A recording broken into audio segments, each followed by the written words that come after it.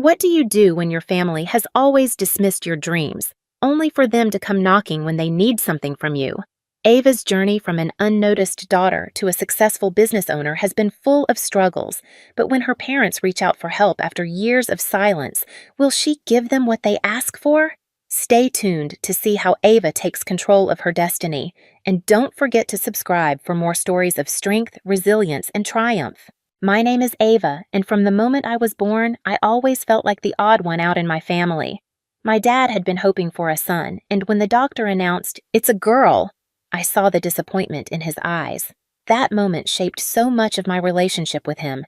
My older sister Emily was the golden child. Smart, talented, and seemingly perfect in my parents' eyes, she could do no wrong. It was always about her achievements. "Did you hear Joy got another A in math?" Or, "Look at Emily's painting, it's beautiful." And there I was, just existing, quietly fading into the background. My report cards barely earned a reaction, and my drawings were often tossed aside. As I got older, I learned to fend for myself.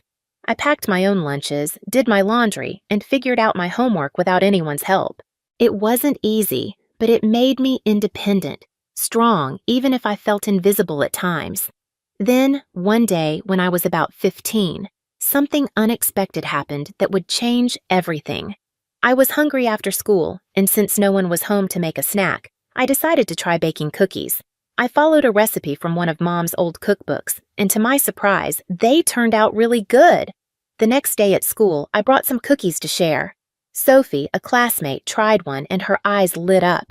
"Ava, these are amazing! Did your mom make them?" she asked. "No," I said, smiling proudly. "I made them." Word spread quickly, and soon kids were asking me to bake more. For the first time in my life, I felt seen, like I was good at something, like I had found a way to stand out. I was finally getting noticed, not for being Emily's sister, but for being Ava, the girl who could bake.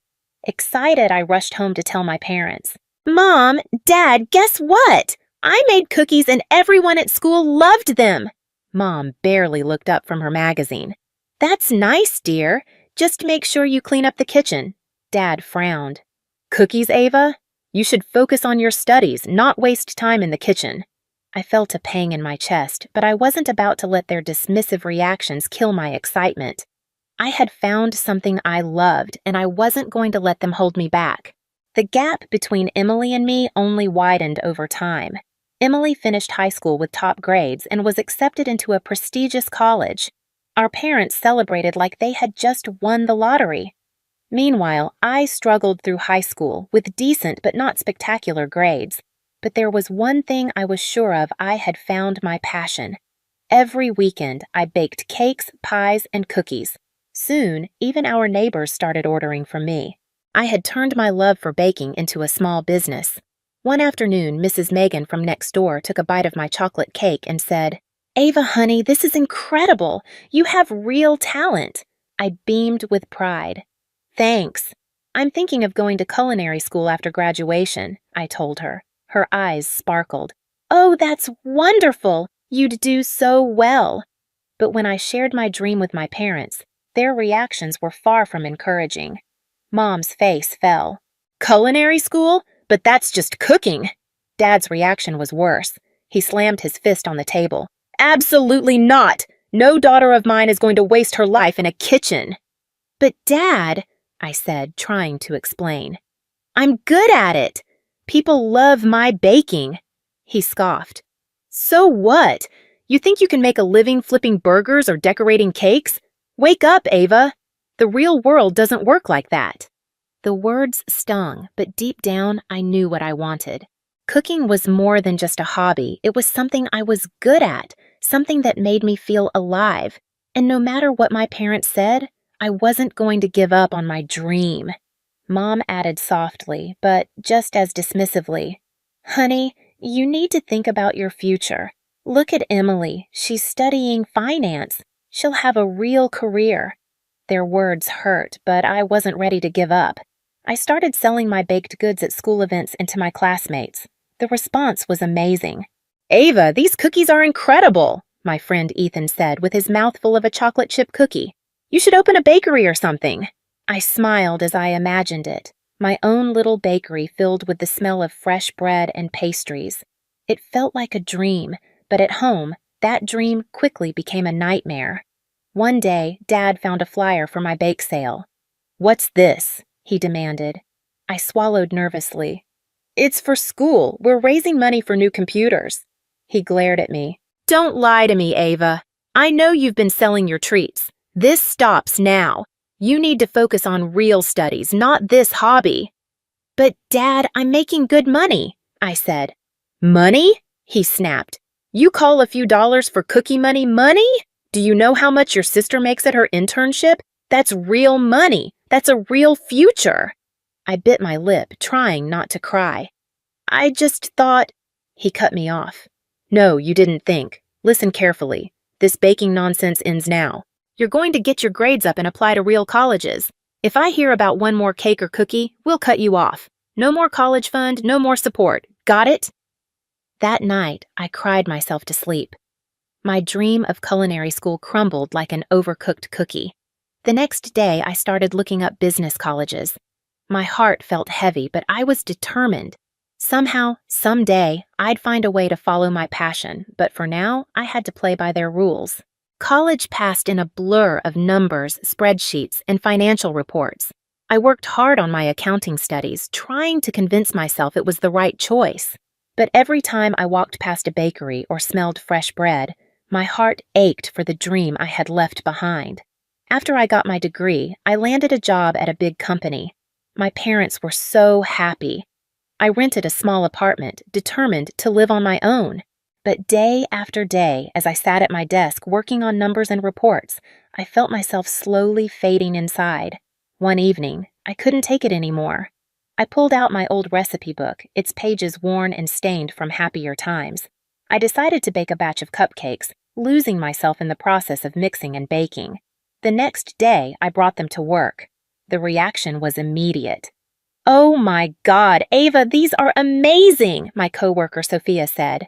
"Where did you buy them?" I hesitated, then said, "Actually, I made them." Words spread fast, and soon people started asking if I could bake cakes for birthdays, kids' parties, and even weddings. At first, I took a few orders on the weekends, but soon I was spending all my free time in the kitchen. My little apartment was always filled with the smell of vanilla and chocolate. Then a big opportunity came. My company's anniversary was coming up, and the director approached me. "Ava, I hear you're a great baker. How would you feel about making the cake for our anniversary party?" My heart raced. This was a huge chance, but also a big risk. Still, I couldn't say no. On the day of the party, I brought in a huge cake decorated with the company's logo and detailed sugar flowers. When I unveiled it, the room went silent. Then the director grinned and said, "This is incredible. Everyone, give it up for Ava, our accounting wizard and apparently master pastry chef." The room filled with applause. The director even hugged me and whispered, "You're wasted in accounting, Ava. This is your true calling." His words stuck with me. As more cake orders came in, I knew I had to make a choice. I was juggling 2 full-time jobs, accountant by day, baker by night. Something had to change. One sleepless night, covered in flour and surrounded by cake orders, I made my decision. The next day, I handed in my resignation. My supervisor was shocked. "But why? You're one of our best employees," she said. I smiled, feeling lighter than I had in years. "I found my true passion," I said simply. I rented a small commercial kitchen and threw myself into my new business, diving headfirst into the excitement and fear of it all. Some nights I worked until the early hours, filling orders, while other days I questioned whether I'd made a huge mistake. But slowly, little by little, my bakery grew. I hired my first employee, then my second. We moved to a bigger space, and before long, my cakes and pastries were becoming well known across the city. I kept it a secret from my parents. As far as they knew, I was still an accountant, climbing the corporate ladder like they expected. I kept telling myself that I was waiting for the right time to tell them the truth, but deep down, I was terrified of their disappointment, their anger, and their rejection. As the bakery gained traction, I knew I had to push even harder. I delved into modern marketing, determined to make my shop stand out. I set up social media pages and posted pictures of my cakes, cookies, and pastries every day. But there was one thing I avoided showing myself. No selfies, no pictures of me as the baker, just my treats. Despite my nerves, the business was flourishing. I teamed up with a local delivery service to reach more customers around the city. I even launched a loyalty program offering discounts to returning customers. Then, one day, I had a big idea. Sweet Tooth Wednesdays. Once a month, we opened our doors and gave away free samples to anyone who walked in. The first time, I was a bundle of nerves. What if no one comes? I fretted out loud to my employee, Madison. She gave me an exasperated look and replied, "Boss, have you tasted your own stuff? People will be lining up." She was right. By noon, the line stretched down the street. Watching people enjoy my treats brought me a joy I never expected. Our bakery became more popular than ever. We started catering for fancy events, supplying desserts to top restaurants, and even shipping my famous cookies across the country. With success came money more than I ever thought I could make just from baking. It was even more than my sister Emily, who worked at a bank, had joked about. I started helping my parents financially, though I pretended it was still from my accounting job. When their roof needed repairs, I paid for it. When they talked about their dream vacation to Europe, I surprised them with tickets. "Oh, Ava, you shouldn't have," Mom would say, but I could see the excitement shining in her eyes. While I was building my business and supporting our parents, Emily was living her best life. She still lived at home, spending her paycheck on designer clothes, gadgets, and self-care. But to our parents, it didn't matter. To them, Emily was still the shining star. "Did you hear about Joy's promotion?" Mom would say proudly. "Vice president at only 31. I forced a smile. "That's great, Emily. Congrats." But it didn't matter how much I accomplished. Running a successful bakery, employing a dozen people, and making hundreds of customers happy every day, it was as if none of it mattered at home.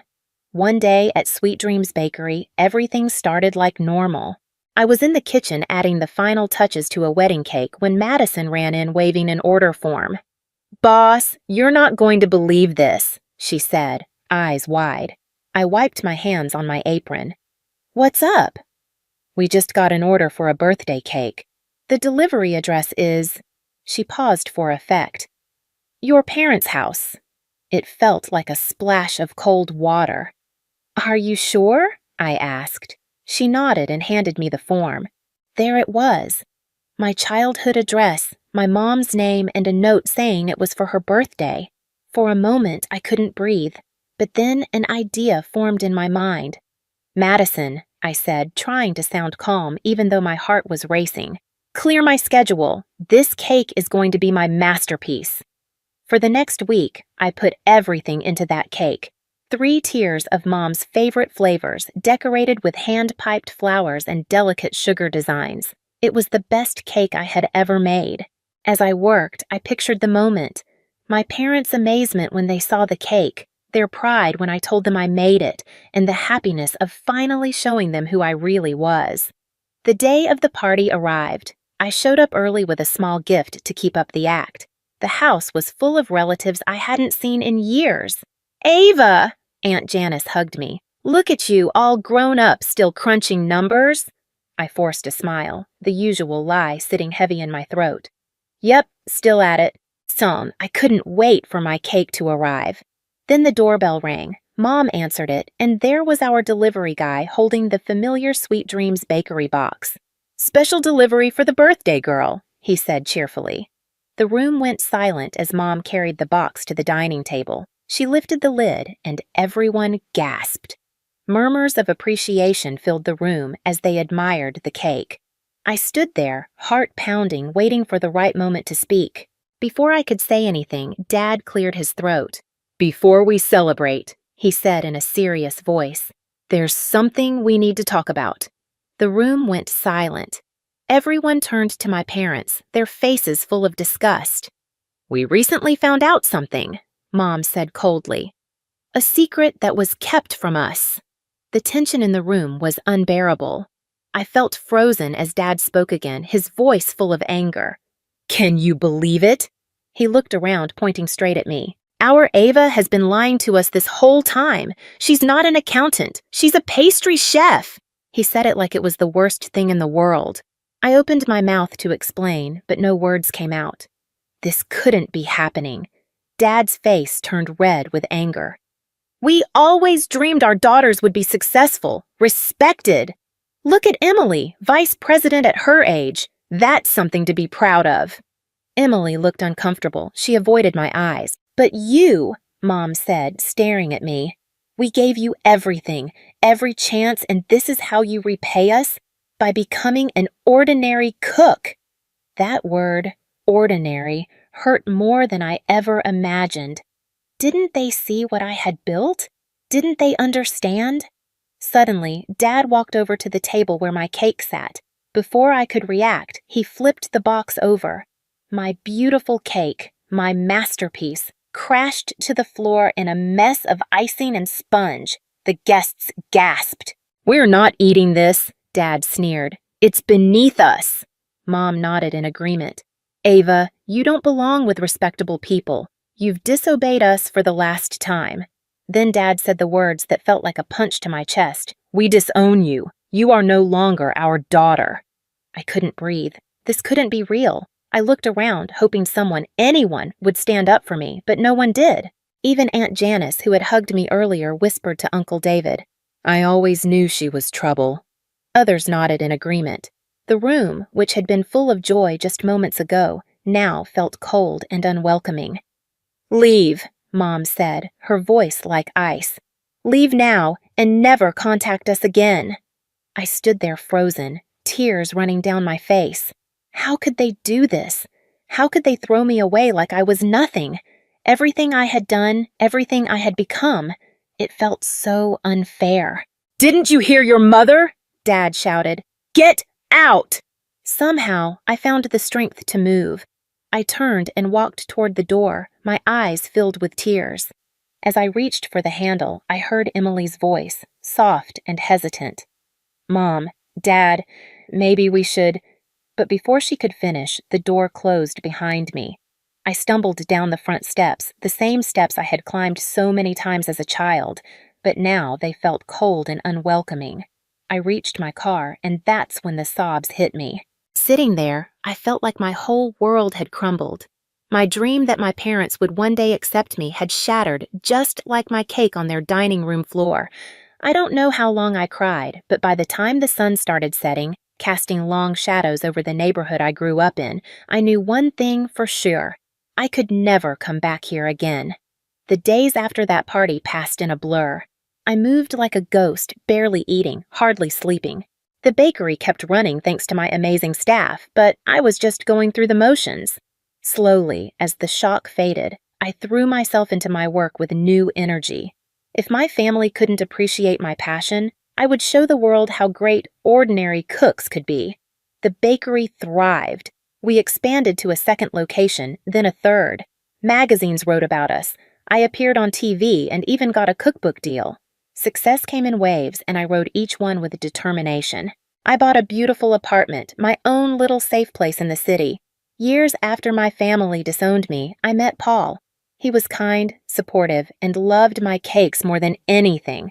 A year later, when he proposed, I said yes without hesitation. Our wedding was small but perfect.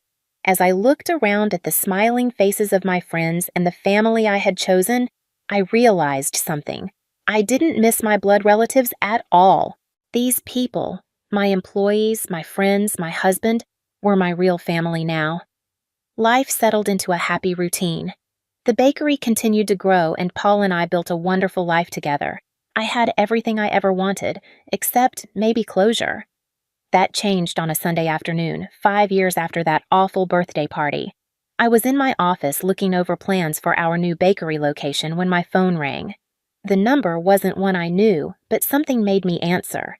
"Hello?" I said. "Ava, it's Mom." My mother's voice hesitant but clear. "Please don't hang up. We need to talk."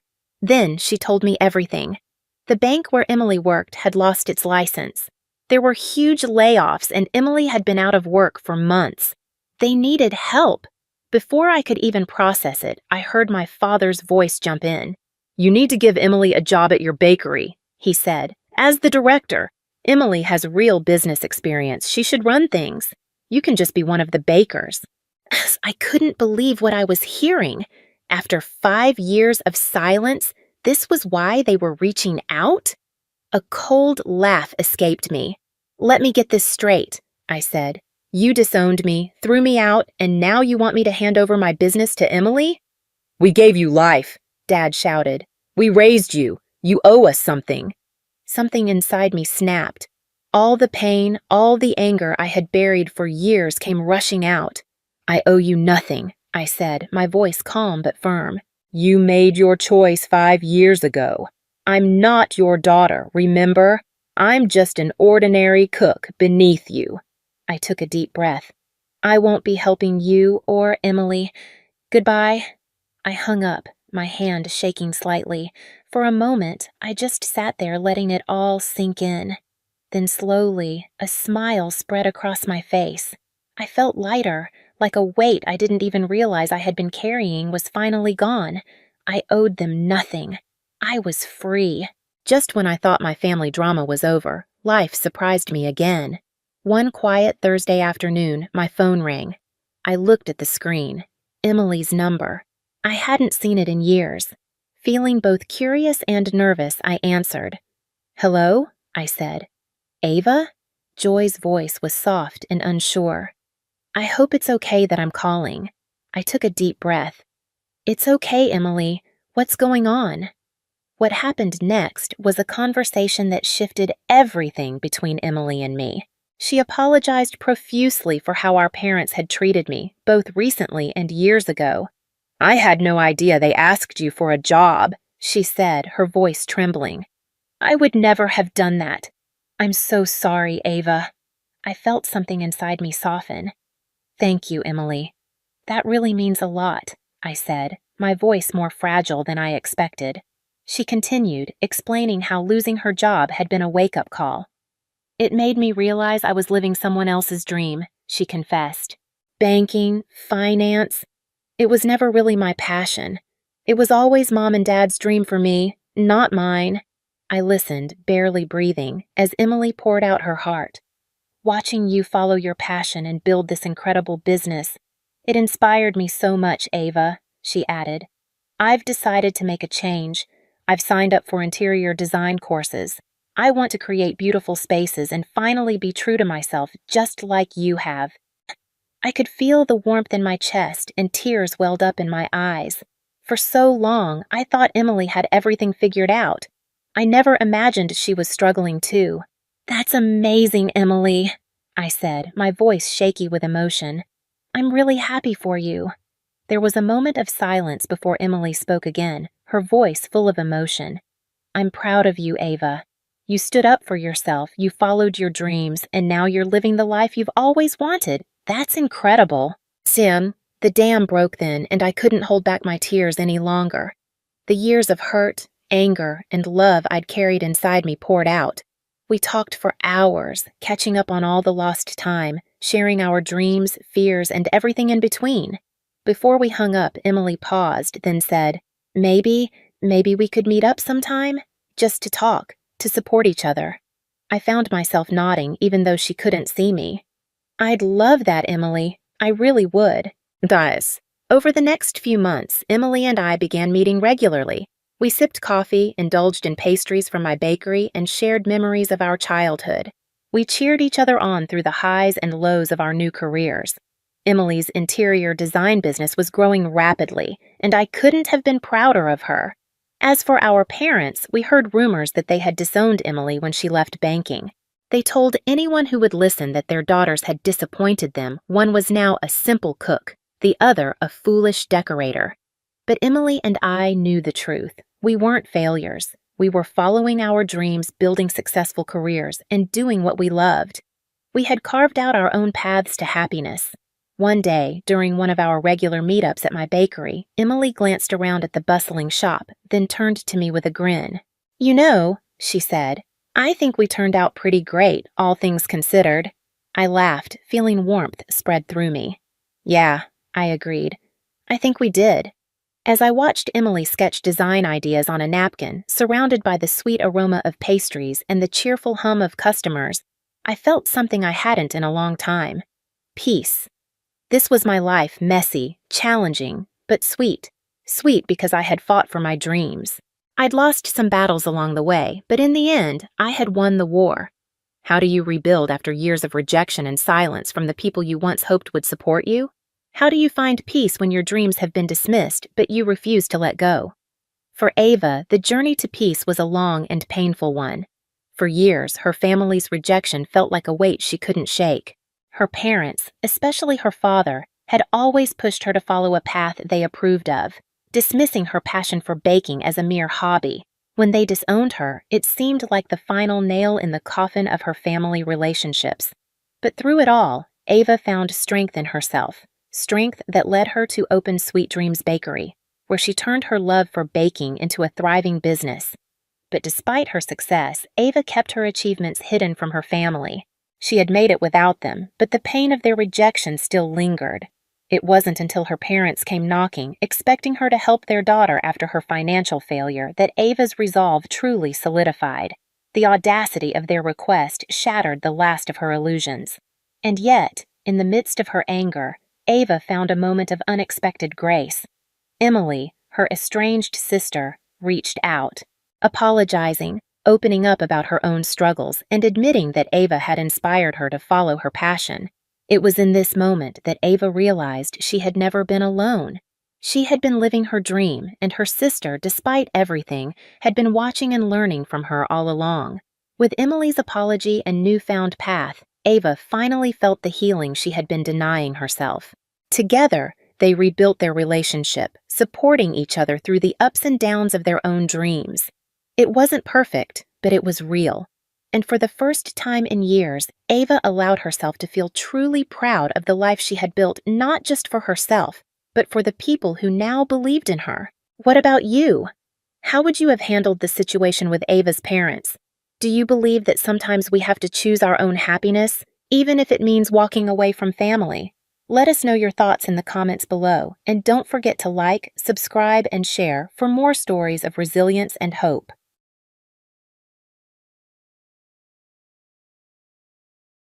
I always knew my sister would find a way to steal my thunder, even on my own wedding day. That's just who Nora is, the center of the universe, at least in our family's eyes. But I never thought she'd go as far as taking my actual wedding dress. I'm Alice, and I've spent 28 years being the other daughter. The one who's practical instead of vivacious, who's reliable instead of exceptional.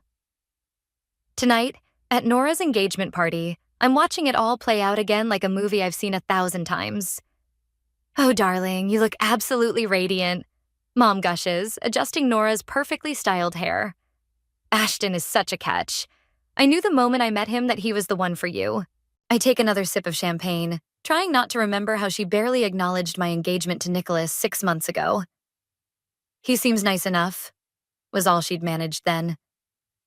"Alice, honey, could you grab more appetizers from the kitchen?" Dad calls out, not even looking in my direction.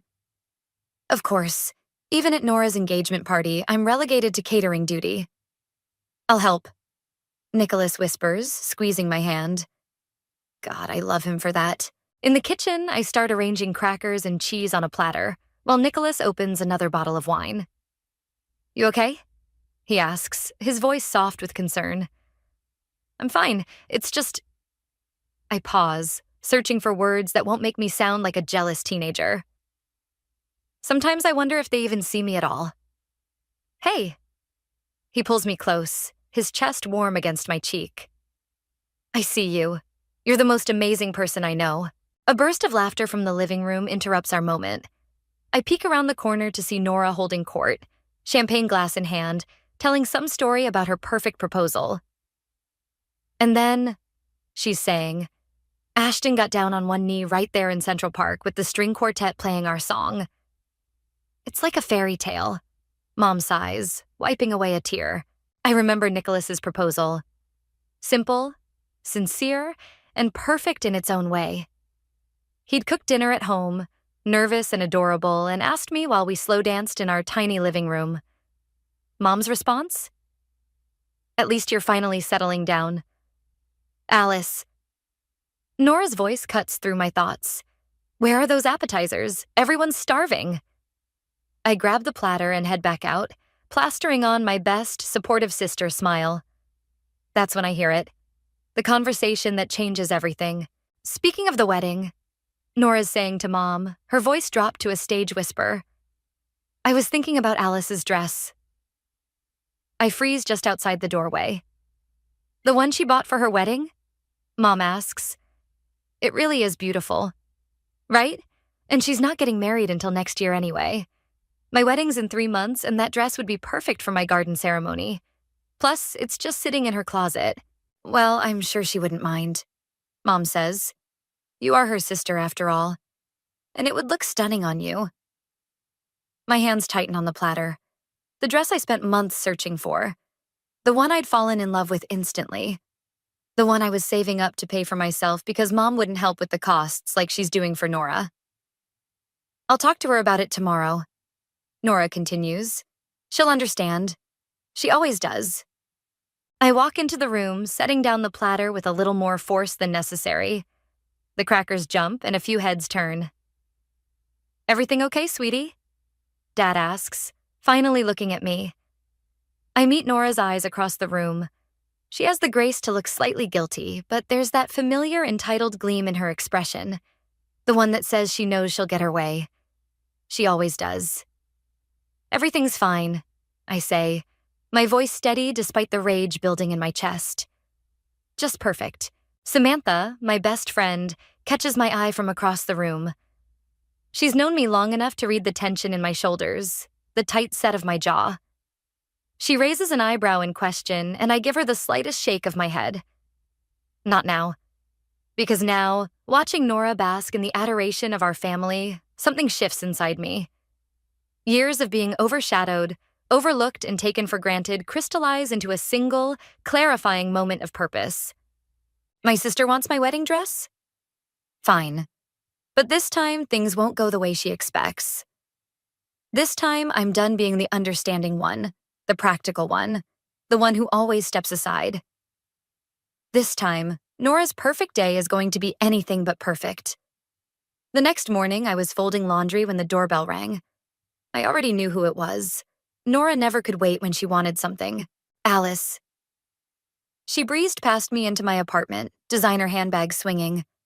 I need to talk to you about something important. I kept folding. Coffee? No time. Listen, I've been thinking about your wedding dress. She perched on my couch, all perfect posture and practiced smile. You know how my wedding's coming up first, right? And that dress would be absolutely perfect for my garden theme. You want my wedding dress? I set down the towel I was folding, turning to face her fully. Just to borrow. You're not using it for months anyway. She leaned forward, eyes wide with practiced innocence. Come on, Allie, you know how much this means to me. Before I could respond, another knock at the door. Mom, of course. Nora had brought back up. Girls, I thought I'd find you both here. Mom swept in, carrying a garment bag. Alice, honey, I picked up your dress from the closet at home. I figured we could do a quick fitting with Nora right now. My throat tightened. They'd already taken it from my childhood home without asking. I watched, frozen as Mom unzipped the bag, revealing the ivory lace I'd fallen in love with. Mom, I managed. You went into my room? Don't be dramatic, sweetie. We're family. She held the dress up to Nora, who was already shrugging off her jacket. Oh, it's perfect. Even better than on you, Alice. The color really suits Nora's complexion. I grabbed my phone, texting Samantha. SOS. Come over, now. I haven't said yes, I said, but they weren't listening. Nora was already stepping into my dress, Mom helping her zip up the back. Oh my God, Nora gasped, twirling in front of my mirror. It's like it was made for me. You look absolutely stunning, Mom gushed. Alice, isn't your sister beautiful? I stared at my dress, hugging my sister's frame. The dress I'd worked overtime to afford.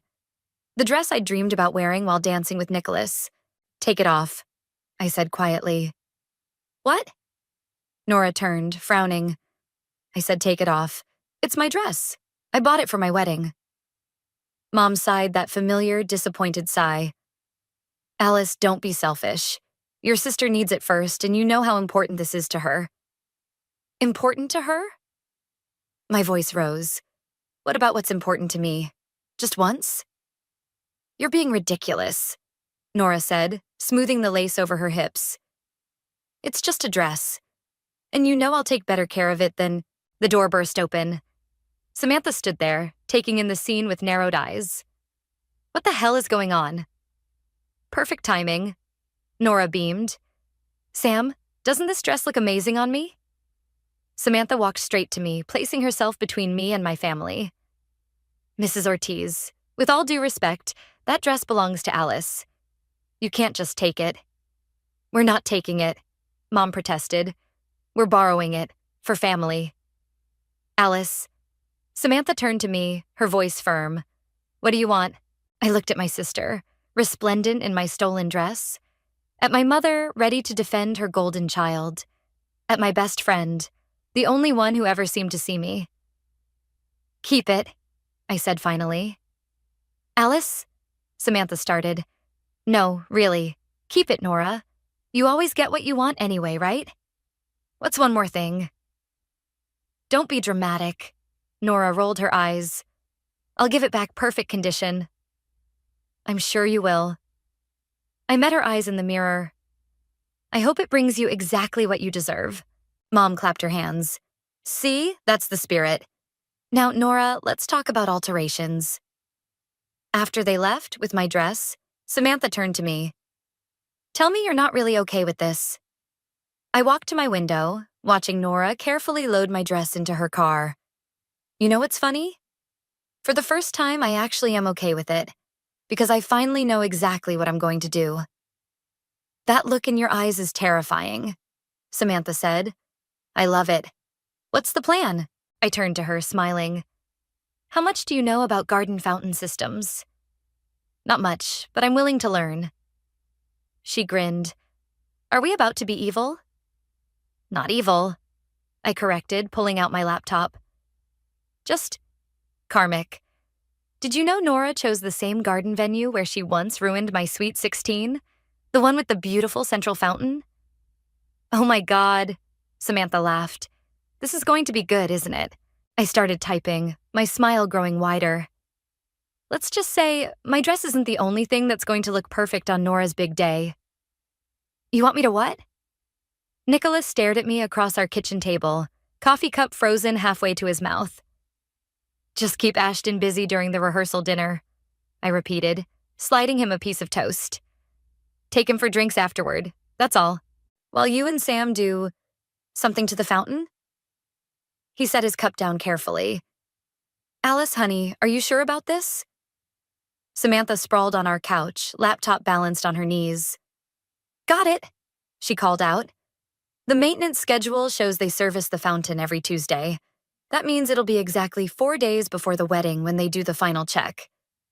I squeezed Nicholas's hand. Trust me, I'm not going to do anything dangerous or illegal. Just karmic. Like your Sweet 16? He raised an eyebrow. When Nora accidentally spilled punch all over your dress right before your first dance? Exactly like that. I pulled up a chair next to Samantha. Show me what you found. She turned the laptop toward me. The fountain runs on a pretty basic system. All we need is access to the control panel in about 15 minutes. And you know how to do this because my cousin's a landscaper. She grinned. I called in a favor. He explained everything. Pressure valves, timing mechanisms, the works. Simple adjustments, nothing permanent. Nicholas came to peer over our shoulders. So when you say adjustments, just a slight increase in water pressure, I explained. Timed perfectly for the vows, when Nora's standing there in my dress, right in front of the fountain. Splash. Samantha finished with a flourish. You're both insane. Nicholas said, but I could see the corner of his mouth twitching. And I'm probably going to hell for finding this funny. My phone buzzed. A text from Nora. Dress fitting tomorrow. Mom says you should come. Show support. Speaking of hell, I muttered, showing them the message. Perfect. Samantha sat up straight. While you're at the fitting, I can scout the venue. The wedding coordinator knows me as your +1 anyway. And I'll take Ashton for lunch, Nicholas added. Keep him distracted. Maybe subtly suggest taking photos by the fountain during the ceremony. I looked at him in surprise. You're in? He pulled me close, kissing my forehead. Babe, I've watched Nora and your parents treat you like a second-class citizen for years. If this is how you need to handle it, I'm with you. Just promise me you won't do anything you can't come back from. Promise. I hugged him tight. It's just water. Expensive dress water, but still just water. The next day, I sat in the bridal boutique, watching Nora preen in my dress. She'd already had it taken in. The lace adjusted to hug her curves. It needs more sparkle, Mom declared. Maybe we could add some crystals along the neckline? Mom, no, I started, but Nora was already nodding. Brilliant idea. Nothing too gaudy, just enough to make it pop. Alice, you don't mind, right? We'll pay for the additions. I thought about the fountain, about perfect timing and karmic justice. Whatever you think is best, Nora. It's your day, after all. My phone lit up with a text from Samantha. Venue scouted. You won't believe where they keep the control panel. This is almost too easy. Alice? Mom's voice cut through my thoughts. Are you even paying attention? We're discussing the alterations. Sorry, I smiled sweetly. Just wedding planning stuff of my own. You know, for next year, when I was supposed to wear that dress? A flicker of guilt crossed Nora's face, so brief I almost missed it. Then she was back to her usual self. Oh, please, you can find another dress. This one was meant for me. Look how perfect it is. She twirled in front of the mirror, the ivory lace catching the light. I had to admit, she did look beautiful, like a princess in a fairy tale. Too bad about the upcoming plot twist. My phone buzzed again. Samantha, got the timing down. During the vows, you'll need to be standing by the east pillar. That's your cue spot. What are you smiling about? Nora asked, adjusting her veil. Just thinking about your perfect day, I said truthfully. I can't wait to see how it all turns out. Mom beamed, proud of my apparent acceptance. That's the spirit, honey. Family first, right? Right, I agreed, typing back to Samantha. Everything's set. Operation Karma is a go.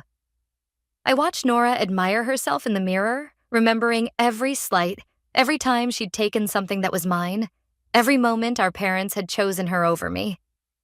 In 3 weeks, she'd have her perfect wedding in her perfect venue, wearing my perfect dress. And for once in our lives, I'd be the one calling the shots. The night before the wedding, our family gathered at Mom and Dad's house for what Mom called a special dinner. I knew what that meant. Another Nora show. Remember Alice's 7th birthday? Nora laughed, swirling her wine. When she tried to blow out my candles? They were my candles, I corrected, stabbing at my salad. It was my birthday party. You just decided you wanted to blow them out too. Did I? Nora frowned. Mom, wasn't that my party? Mom patted Nora's hand. Darling, does it matter? You girls shared everything back then. Shared, I muttered. Nicholas squeezed my knee under the table. Speaking of sharing, Dad said, raising his glass, I want to make a toast to my beautiful daughter on the eve of her wedding. Nora, you've always been our shining star. I set down my fork with a clatter. The room went quiet. Alice? Mom's voice held a warning. No, please continue, I said. Tell us more about your shining star. Maybe about how she shared my prom date? Or how about when she borrowed my college acceptance letter to show her friends before I even saw it? That's ancient history. Nora waved dismissively. Why are you being so dramatic? Dramatic? I laughed. You're wearing my wedding dress tomorrow.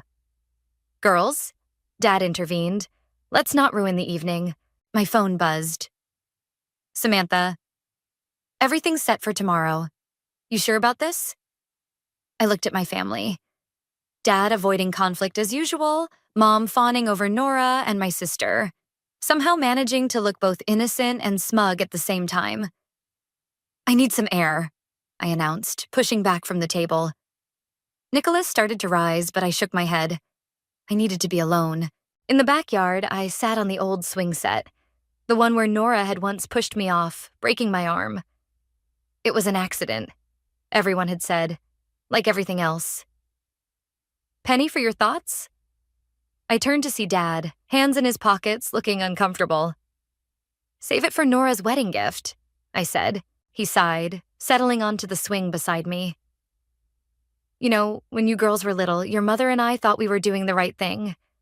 Nora was so demanding. We figured you were the strong one, the one who could handle getting less attention. And that makes it okay? No, he said quietly. It doesn't.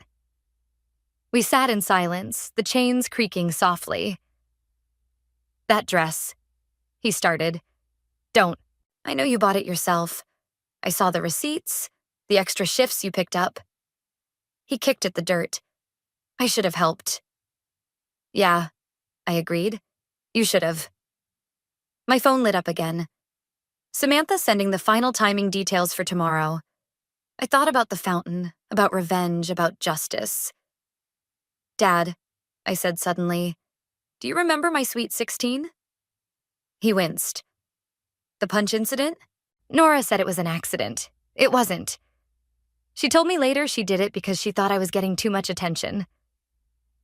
Alice. And tomorrow she's wearing my dress. The one thing I wanted that was just mine. I stood up. So tell me, Dad, what would you do? He looked at me for a long moment. Something's going to happen tomorrow, isn't it? I met his gaze steadily. Maybe karma's finally catching up. He nodded slowly, then reached into his wallet and pulled out a check. Here. What's this?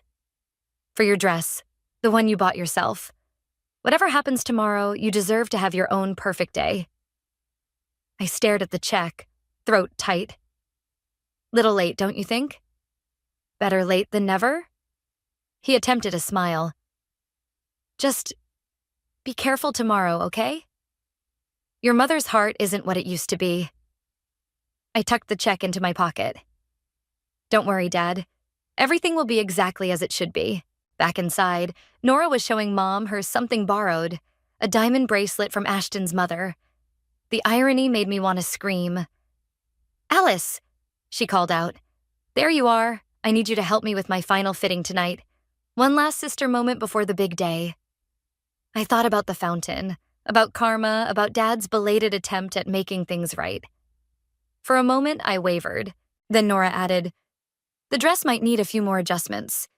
You don't mind if we make some more changes, right? And just like that, my resolve hardened. Of course not. I smiled.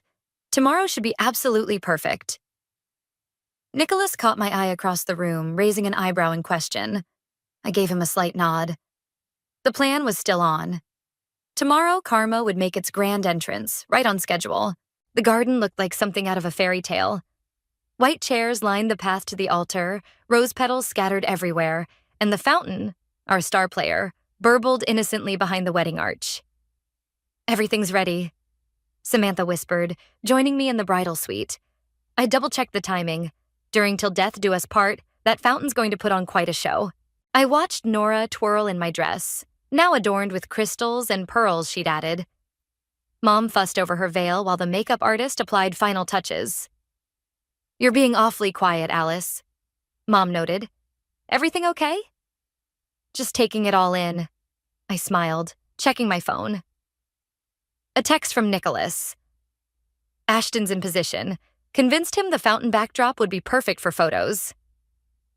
Girls, the wedding coordinator poked her head in. We're starting in 15 minutes. Places, please. Nora grabbed my hands, suddenly looking vulnerable. You'll be right behind me, right? As my maid of honor? For a split second, I saw my sister, the real Nora, not the entitled princess she'd become. I remembered us as kids, building blanket forts, sharing secrets, before the competition, before the favoritism, before everything went wrong. Alice? Her voice wavered. Right behind you, I assured her, pushing the memories away. Where else would I be? The music started. I took my place in line, watching as the bridesmaids proceeded one by one. Samantha squeezed my arm as she passed, whispering, "East Pillar, don't forget." Then came Nora, radiant in my dress, Mom and Dad on either side. The guests gasped appropriately. I followed, counting steps, watching the fountain spray catching the sunlight. The ceremony began. I barely heard the priest's words, too focused on timing, on watching the water pressure. On the way, my dress caught the light on Nora's frame. "The couple has written their own vows," the priest announced. Ashton went first, his words sweet and sincere. I almost felt bad about what was coming. Almost. Then Nora started speaking. "Ashton, from the moment we met, I knew you were mine. Just like I've always known what I wanted, and always gotten it." I caught Dad's eye from the front row. He gave me a slight nod as if he knew. "And I promise to always be the center of your world." My phone vibrated, Samantha's signal. I shifted toward the east pillar. "Until death do us part." The fountain's spray pattern changed subtly.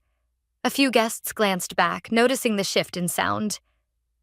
"I do," Nora finished, beaming.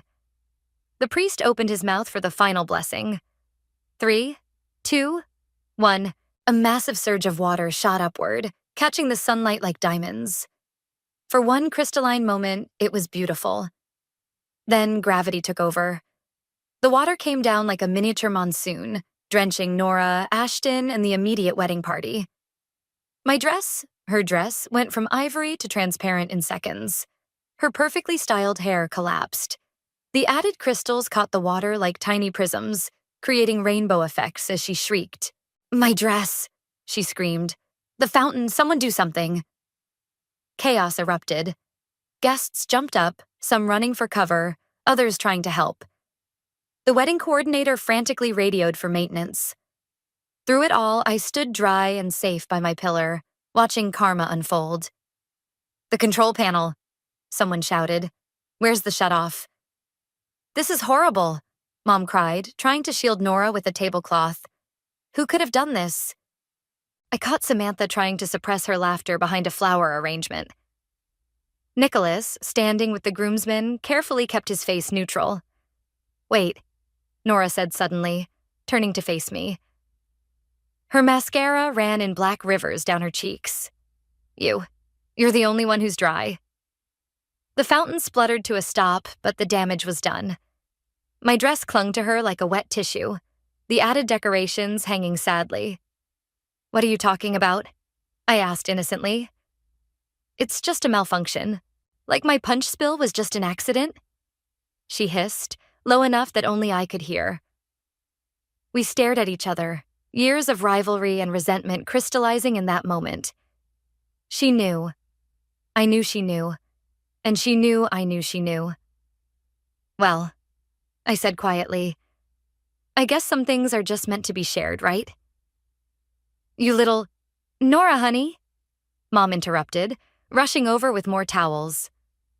"Let's get you inside and dried off. We can still salvage this." As they hustled her away, I heard her say, "I want Alice out of here. Now." I caught Dad's eye again. He shook his head slightly, but I saw the ghost of a smile.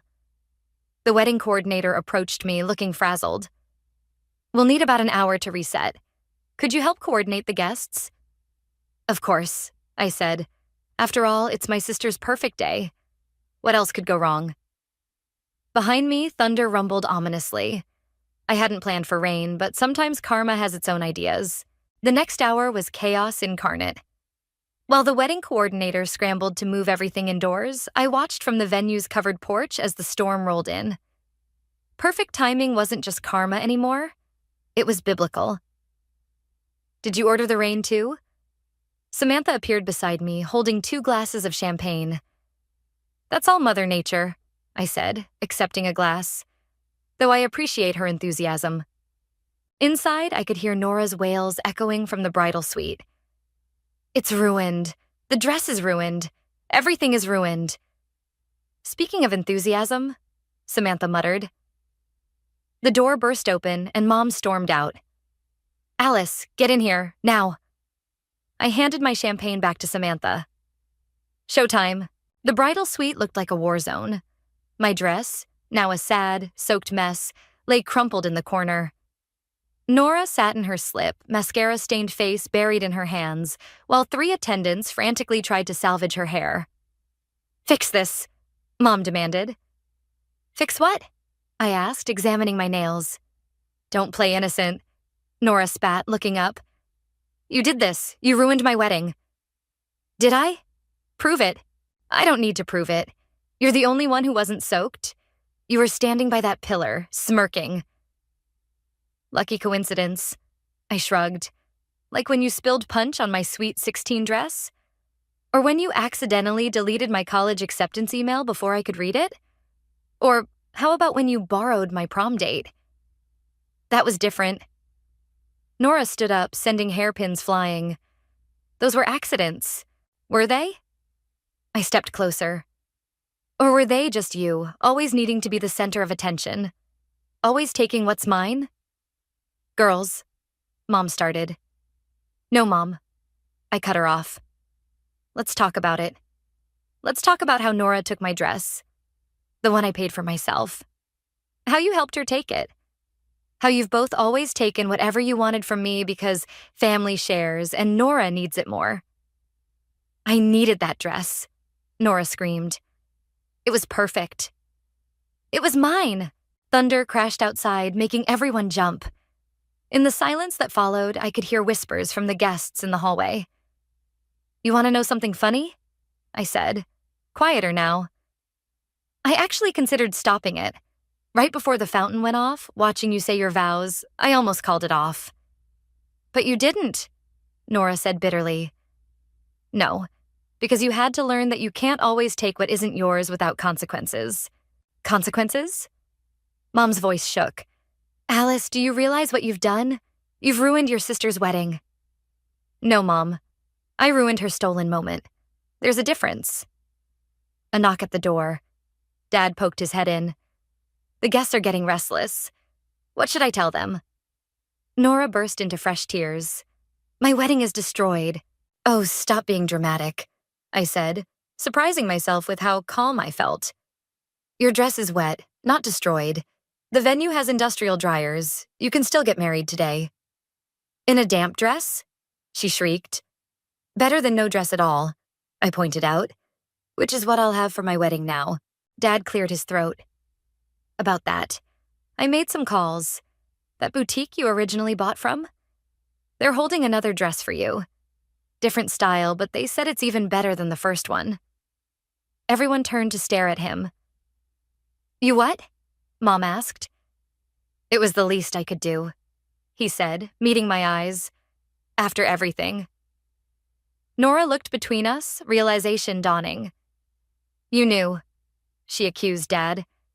"You knew she was planning this." "I knew something was coming," he admitted.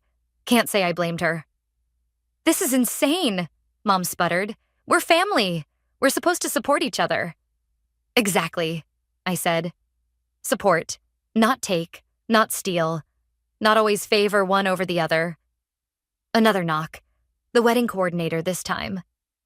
"The dryers are ready and we've reset the indoor ceremony space. It's actually quite lovely with the rain as a backdrop. Should we proceed?" Nora looked at her reflection in the mirror. Makeup ruined, hair a mess, my dress hanging limply on its hanger. Then she looked at me. "You know what? Yes, we'll proceed." She stood straighter. "Get me dried off, fix my makeup, and let's do this." "But Alice?" "Yes?" "After today, we're done. Sister or not, we're done." I nodded, feeling oddly light. "Seems fair.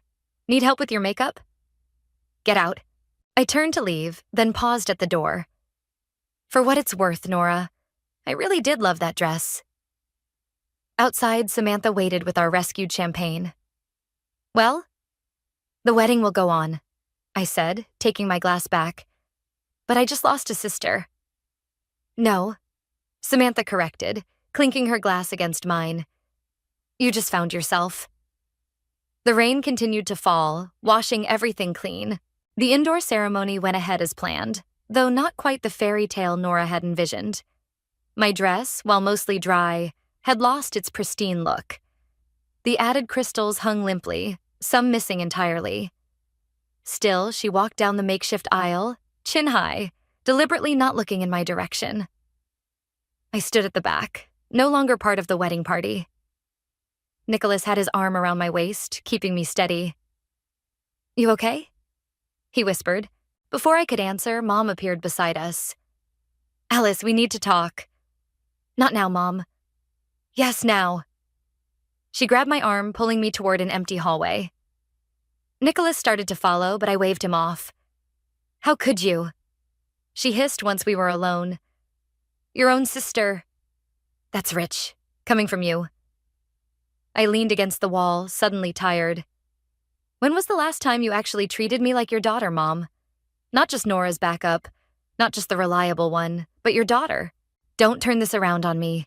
You deliberately sabotaged. Her wedding is still happening. I cut in.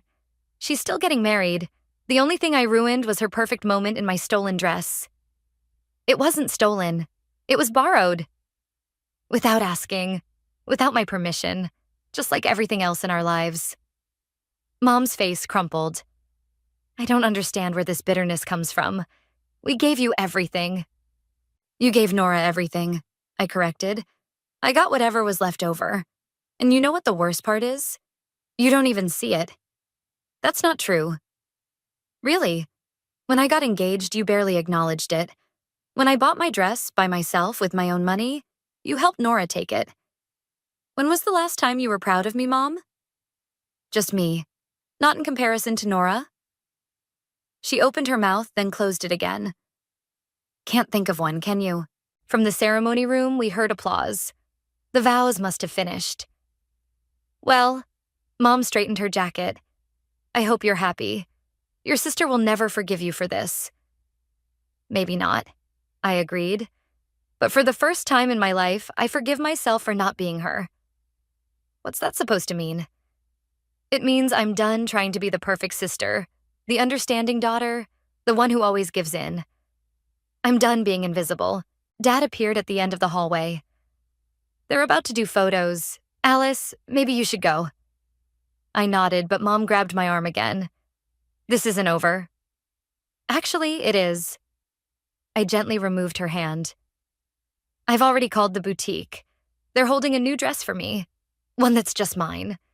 Dad's right. It's time for me to go.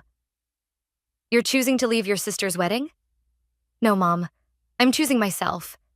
Maybe for the first time ever, I found Nicholas and Samantha by the entrance. Through the windows, I could see the rain had stopped, leaving everything fresh and clean. Ready? Nicholas asked. Wait. Dad's voice behind us. He held out an envelope. Your mother, she doesn't understand yet, but I do. Take this. Inside was a check, enough for 2 dresses. Dad, get whatever you want, he said gruffly. Whatever makes you happy. And Alice? I'm sorry for everything. I hugged him, breathing in the familiar scent of his aftershave. I know. Will you be at Sunday dinner next week? He asked. I don't think that's a good idea. Not for a while. He nodded sadly. We'll figure something out. Maybe just you and me sometimes? I'd like that. As we walked to the car, I heard Nora's voice carrying across the parking lot. Where is she? She can't just leave. Watch me, I muttered. Samantha linked her arm through mine. So, dress shopping tomorrow? Actually, I smiled. I'm thinking of wearing a suit to my wedding. Something completely different. Something that's totally me. Nicholas laughed. Now that I'd love to see. We drove away as the photographer arranged Nora's wedding party by the now peaceful fountain. In my rearview mirror, I watched my sister straighten her borrowed dress one last time, still trying to perfect an imperfect moment. "You know what's funny?" I said as we turned onto the main road. "I actually feel lighter. That's what happens when you stop carrying someone else's expectations," Samantha said wisely. My phone buzzed. A text from Dad. "Proud of you, kiddo. Always have been." Maybe some things had to fall apart before they could come together properly. Maybe sometimes the best revenge isn't revenge at all, but finally standing up and saying, enough. And maybe, just maybe, karma works in mysterious ways. Not just to punish, but to set things right. The boutique's bell chimed as I pushed open the door, Samantha and Mom following behind. The awkward tension between them was thick enough to cut with a knife. "I still think this is a mistake," Mom said, eyeing the suits on display. "A bride should wear a dress." "Good thing it's not your wedding, then." I turned to the consultant approaching us. "Hi, I have an appointment to try on suits." Mom sighed dramatically, but took a seat. It had taken 3 missed Sunday dinners, 2 heart-to-hearts with Dad, and 1 very loud phone argument before she'd agreed to come today. Progress was progress, even if it came with running commentary. The consultant brought out several options. I'd barely slipped into the first one, a classic white tuxedo with satin lapels, when the boutique's door chimed again. "Sorry I'm late," Dad called out. "Traffic was—" He stopped short, staring at me. "Wow, kiddo. You like it?" He nodded, eyes suspiciously bright. "You look like yourself, finally." "It's certainly different," Mom managed. "Different is good," Samantha said firmly. "Different means it's truly Alice's choice." I turned to the mirror, adjusting the jacket. No lace, no crystals, no borrowed expectations. Just me. "Speaking of choices," Mom said carefully, "Nora asked about you yesterday." The room went quiet. I continued adjusting my cuffs, keeping my voice neutral. "Did she?" "She and Ashton are back from their honeymoon. She mentioned maybe getting coffee." "Mom," I warned. "I'm not pushing. I've been thinking about what you said, about always favoring her, about making you invisible." She twisted her hands in her lap. "Maybe you weren't entirely wrong." I met her eyes in the mirror. "Maybe? Okay, you weren't wrong at all." She stood up, moving to stand beside me. "Looking at you now, in this suit that's so perfectly you, I realize I never really saw you before. I was so busy trying to make you fit what I thought you should be, what Nora was, that I missed who you actually are." "Mom, let me finish. When you stood up to us at the wedding, it scared me. Not because of what you did to the fountain, though that was quite something, but because it was the first time I saw you clearly. And I realized how much I'd missed." Dad cleared his throat. "We both did, kiddo." I turned away from the mirror to face them properly. "So what now?" "Now," Mom said, reaching for my hand. "We start over, if you'll let us. And if you want to meet Nora for coffee, well, that's your choice. No pressure, no expectations. And no more taking things that aren't hers?" "No more taking anything," Mom agreed. Though she did say to tell you she's sorry about the dress, and the punch, and the prom date, and the college letter. I couldn't help but laugh. "That's quite a list." "You made quite an impression with that fountain." The consultant brought out another suit option, this one with a subtle pattern woven into the fabric that caught the light just so. "Try this one," Samantha suggested. "It reminds me of water." Everyone groaned, but I was already reaching for it. "Too soon?" "Never too soon to own your moment," Dad grinned. As I changed, I heard Mom asking Samantha about the wedding plans, actually listening to the answers. Dad chimed in with suggestions about the venue. Maybe somewhere without fountains. And for the first time, it felt like my wedding. My choices, my family, finally seeing me. The new suit fit perfectly, like it had been waiting for me all along. Standing there, surrounded by people who were finally looking at me instead of past me, I realized something. Karma wasn't just about revenge or justice. Sometimes it was about breaking patterns, about standing up and demanding to be seen. Well, I asked, turning to face them all. What do you think? It's perfect, Mom said, and this time she meant it. Just like you. Does this mean I can wear a suit to Sunday dinner? Don't push it, she warned, but she was smiling. My phone buzzed, a text from Nora. The coffee offer is real. No drama, no competition, just sisters if you want. I showed the message to Samantha, who shrugged. Your choice, always your choice now. I typed back, maybe, but I'm ordering my own drink. The response came quickly. Fair enough, I deserve that. Looking around the boutique, at Mom actually helping instead of controlling, at Dad beaming with pride, at Samantha plotting more mischief. I realized that sometimes the best revenge isn't revenge at all. Sometimes it's simply becoming who you were always meant to be and letting everyone else adjust to that truth. So, I said, straightening my lapels. About those wedding plans.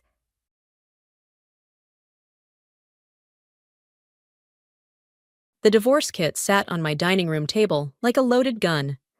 A bright red bow adorned the box, mocking me with its festive appearance. My 35th birthday gift from my husband, a DIY guide to ending our marriage. I'm Scarlett, and this is how I learned that revenge is best served with a signature at the bottom of very official documents. Happy birthday, darling! Kylan's voice dripped with artificial sweetness as he leaned against our marble kitchen counter, watching me with those cold gray eyes. I thought it was time we stopped pretending. My fingers traced the edge of the box, maintaining the composed smile I'd perfected over 8 years of marriage. How thoughtful of you, honey. Did you keep the receipt? He laughed, that practiced sound he used in board meetings. Always with the jokes. This is why I married you, you know. Your sense of humor. And here, I thought it was my family's company you married me for. The words slipped out before I could stop them. His expression hardened. Careful, Scarlett. We both know how much influence I have over Phillips Industries now. Your grandfather may have built it, but I'm the one keeping it alive. I lifted the divorce kit from the box, flipping through its pages with deliberate slowness. By cooking the books? Excuse me? His knuckles whitened against the counter. Nothing, dear. Just thinking out loud. I set the kit down and reached for my phone. I should call Peyton, thank her for the lovely bracelet she sent. Your sister. He practically spat the word. Still bitter about being passed over for the VP position? Actually, she's doing great at her new firm. I dialed Peyton's number, maintaining eye contact with Kylan. Unlike some people, she doesn't need to marry into success. He crossed the kitchen in 3 strides, snatching the phone from my hand. That's enough. I've been patient with your little jabs, but remember who holds the cards here. Give me my phone, Keelan. Or what? He dangled it just out of reach. You'll run to Greta? Tell her your suspicions about the quarterly reports? Nobody would believe you over me. I stood, smoothing my skirt. You're right. Who would believe the granddaughter of the company's founder over the man who appeared out of nowhere 5 years ago? His hand connected with the counter, the sharp crack making me flinch. I built that company into what it is today. You built yourself a nice little embezzlement scheme, you mean? The silence that followed was deafening. Kylan's face went through a fascinating array of colors before settling on an alarming shade of red.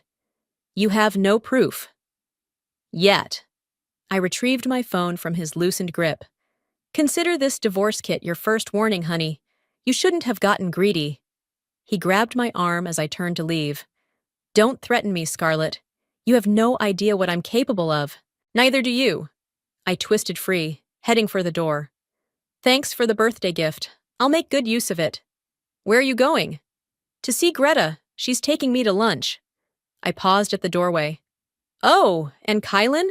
I'd start looking for a good lawyer if I were you. His voice followed me down the hallway. You'll regret this, Scarlett. I promise you that.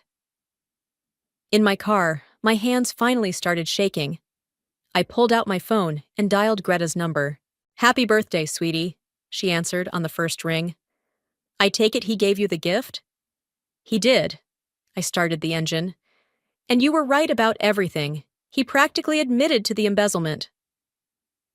I've been watching the numbers for months. Greta's voice hardened.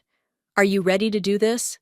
I thought about the divorce kit, about Kylan's threats, about my grandfather's legacy crumbling under the weight of one man's greed. More than ready. Is Chris still willing to help? He's got a whole file of evidence ready. Your sister's on board too. Good. I pulled onto the main road, leaving behind the house that had become my prison. Because I'm not just going to divorce him, Greta. I'm going to destroy him. That's my girl. I could hear her smile through the phone. Meet me at Franklin's office instead of the restaurant. He's expecting us. As I drove toward downtown, my birthday gift sat in the passenger seat like a promise. Kylan thought he was being cruel, but he'd actually given me exactly what I needed: permission to stop pretending.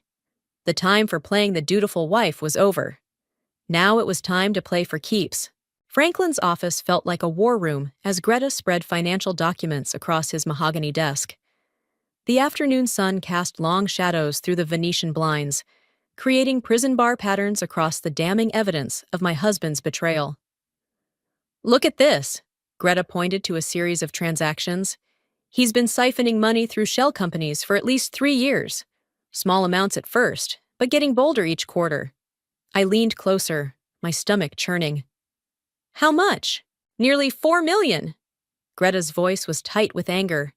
He's been hiding it in offshore accounts, thinking nobody would notice.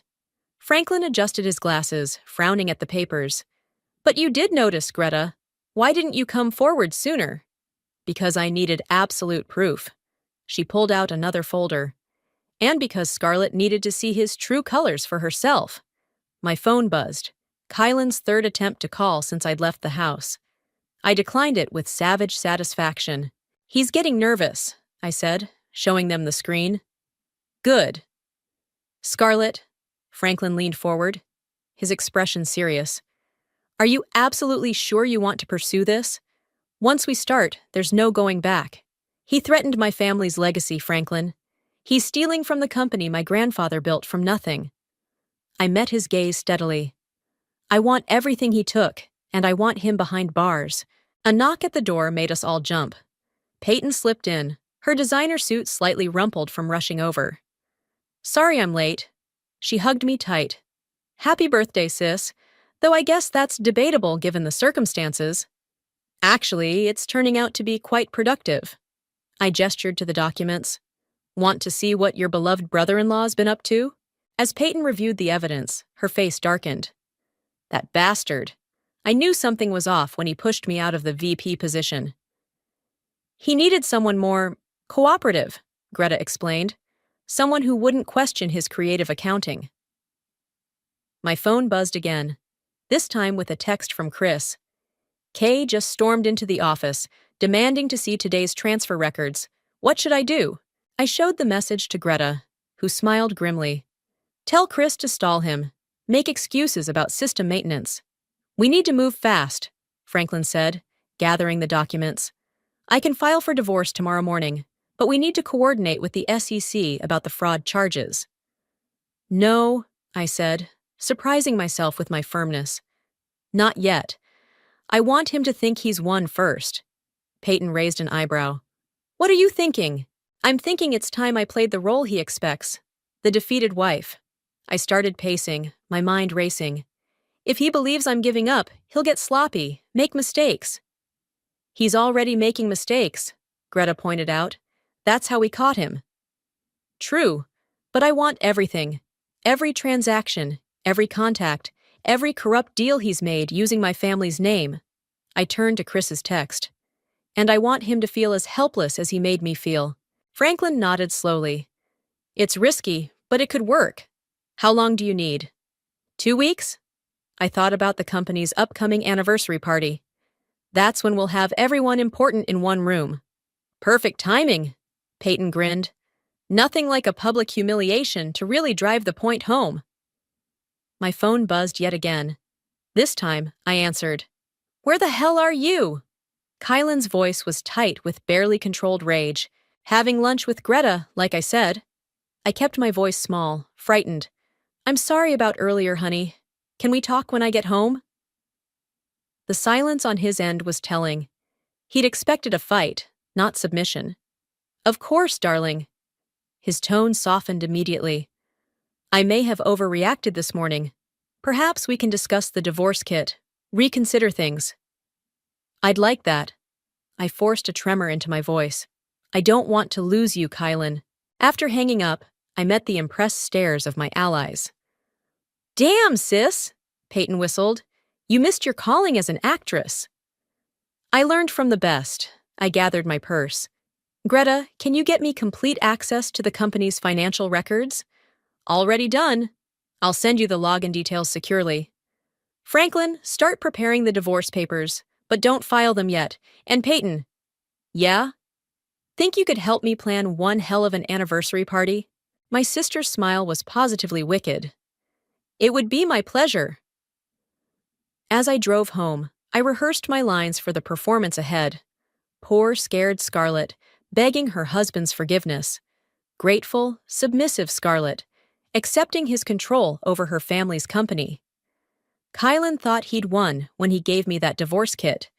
He didn't realize he'd actually given me permission to stop being his wife and start being his worst nightmare.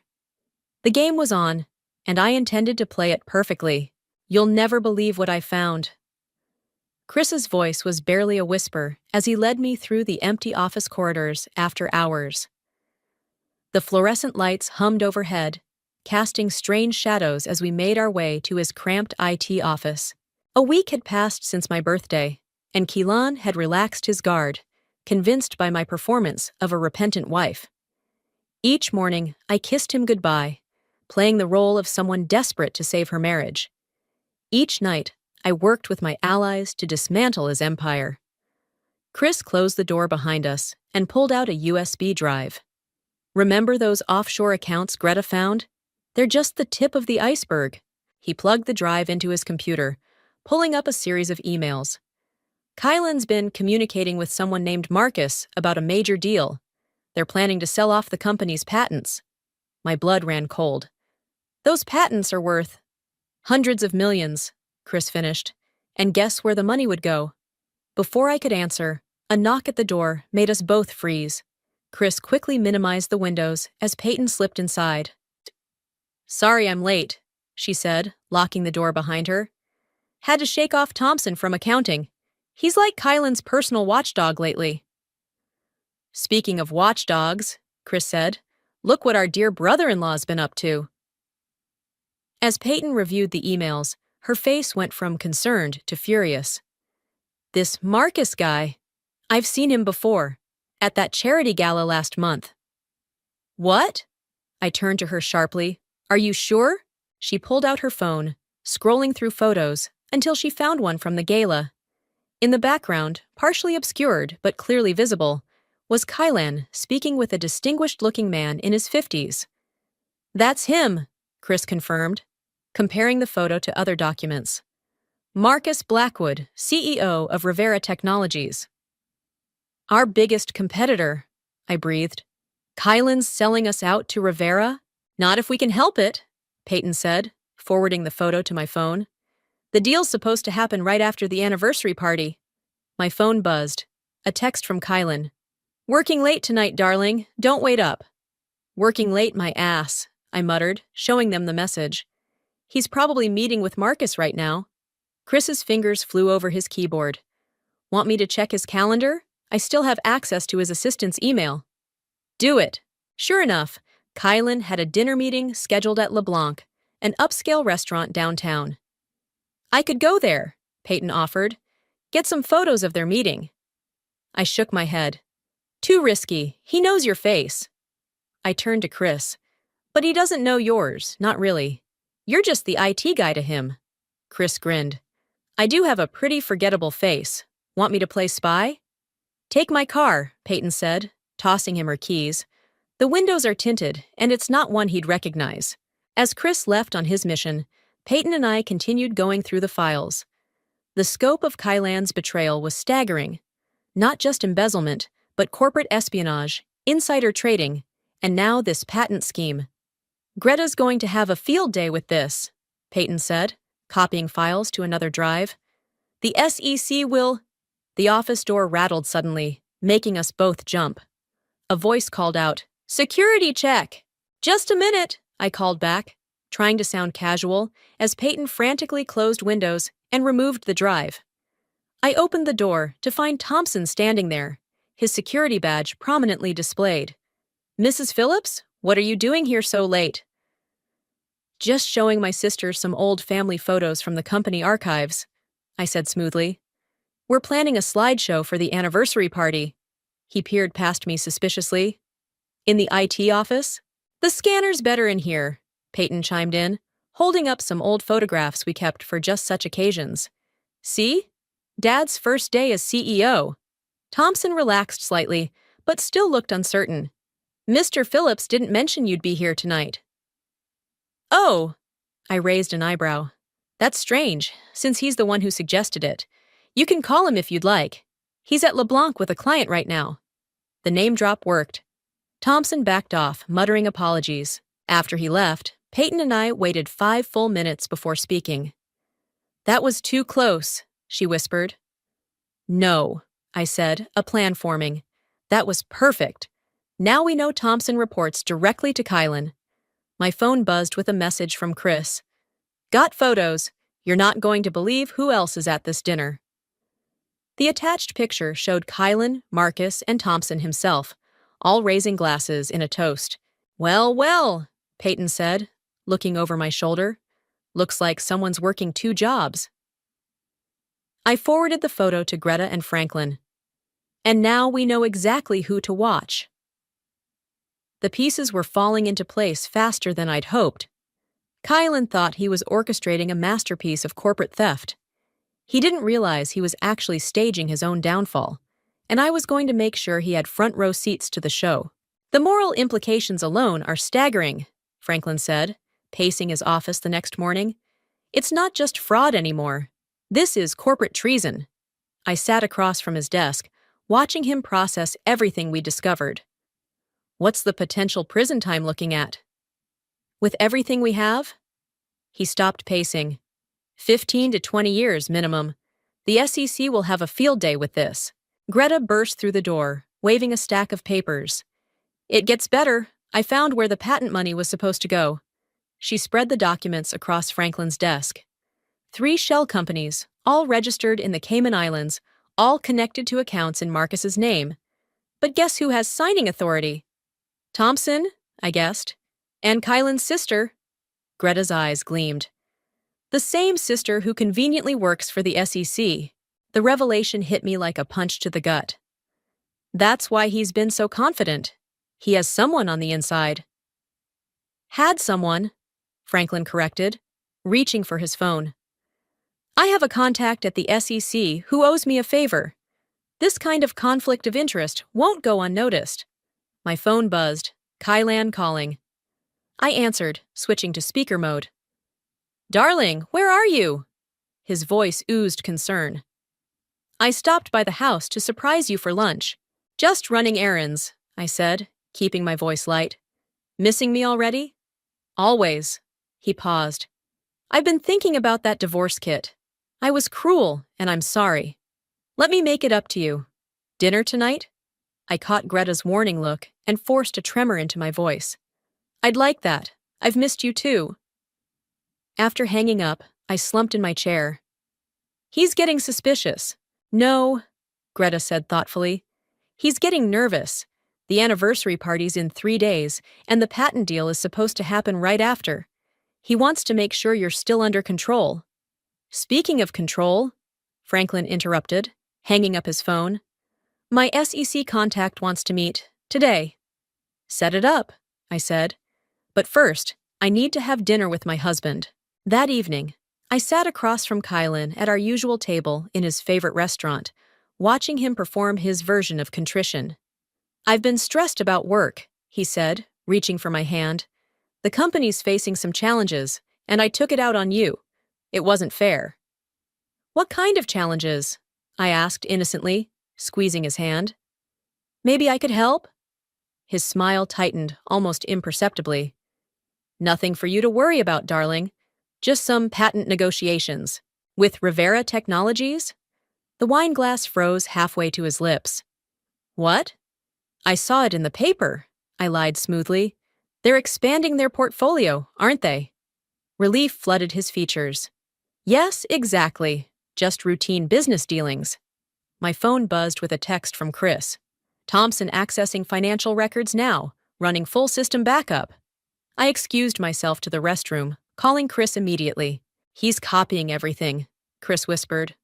All the legitimate records, trying to cover their tracks. Let him, I said. But make sure you... Already done. Every file he touches gets flagged and tracked. We'll know exactly what they're planning to alter. Back at the table, Kylan was on his own phone, speaking in hushed tones. He hung up quickly when I returned. Everything okay? I asked. Perfect. His smile didn't reach his eyes. Just finalizing some details for the anniversary party. I want it to be special. Me too, I said, and for the first time all evening, I meant it. Later that night, as Kylan slept beside me, I slipped out of bed and into my home office. Franklin had texted the details of tomorrow's SEC meeting, along with a warning. Kylan's sister has been suspended pending investigation. Move carefully. I texted back. Time to accelerate the plan? His response was immediate. Yes. She might try to warn him. Be ready. As if on cue, I heard Kylan's phone buzz in the other room. He answered it groggily, but his voice quickly sharpened. What do you mean, suspended? A pause. Who's investigating? Another pause. No, stay quiet. I'll handle it. I slipped back into bed just before he returned, pretending to be asleep as he paced the room, making more calls. My phone lit up silently with messages. Greta. SEC meeting moved up to 8 a.m. Bring everything. Peyton. Thompson spotted shredding documents. Chris intercepted. Chris. Full backup complete. You won't believe what they were planning to delete. I lay there in the dark, listening to my husband's increasingly panicked conversations, feeling not triumph, but a strange sort of sadness. He'd really thought he could take everything my family had built and simply walk away. The anniversary party was 3 days away, but Kylan's world was already beginning to crumble, and he didn't even know it yet. The grand ballroom sparkled with champagne glasses and forced smiles. 50 years of Phillips Industries, celebrated under crystal chandeliers while sharks circled in the depths below. I stood beside Kylan, his hand possessively at my waist, both of us playing our parts to perfection. Wonderful party, Marcus commented, approaching us with his trademark smooth confidence. The Phillips family certainly knows how to celebrate. We do indeed, I replied, noting how Kylan's fingers tightened against my hip, though I'm surprised to see Rivera Technologies represented here tonight. Marcus's smile flickered. Just fostering good relationships between companies. Isn't that right, Kylan? Before Kylan could respond, Peyton appeared at my side. Sorry to interrupt, but the photographer wants the family photos now. If you'll excuse us, I said, letting my sister lead me away. The moment we were out of earshot, she whispered, Thompson's making his move. He's heading to Kylan's office. Chris? Already on it. The cameras are running. I glanced back to see Kylan deep in conversation with Marcus, their faces tense despite their smiles. Across the room, Greta caught my eye and nodded. Everything was in position. Mrs. Phillips? A server approached with a note. This just arrived for you. The message was from Franklin. SEC team in place. Give the signal when ready. I checked my watch. 9:45 p.m. In 15 minutes, I would take the stage to give my anniversary speech. By 10:15, everything would change. Scarlett! Kylan's voice made me jump. He'd appeared beside me silently, his face a mask of concern. We need to talk, privately. He led me to a quiet corner of the ballroom. Something's wrong. The system's locked me out of certain files, and Thompson says, Your IT guy's acting suspicious? I finished for him. Accessing files he shouldn't? Making copies? His face went completely still. What did you do? Me? I smiled, channeling his own brand of artificial sweetness. I'm just the trophy wife, remember? The one you gave a divorce kit to for her birthday. Scarlett, his voice dropped to a dangerous whisper, if you've done anything to interfere with... Ladies and gentlemen, the MC's voice boomed through the speakers. Please take your seats. Mrs. Phillips will now say a few words about this momentous occasion. Kylan grabbed my arm. Don't you dare! Let go of my wife. Chris's voice was quiet but firm. He'd materialized beside us, along with two other men I recognized as SEC agents in plain clothes. Kylan released me, his face contorting with rage and realization. You stupid bitch. You have no idea what you've done. Actually, I straightened my dress. I know exactly what I've done. Enjoy the speech, honey.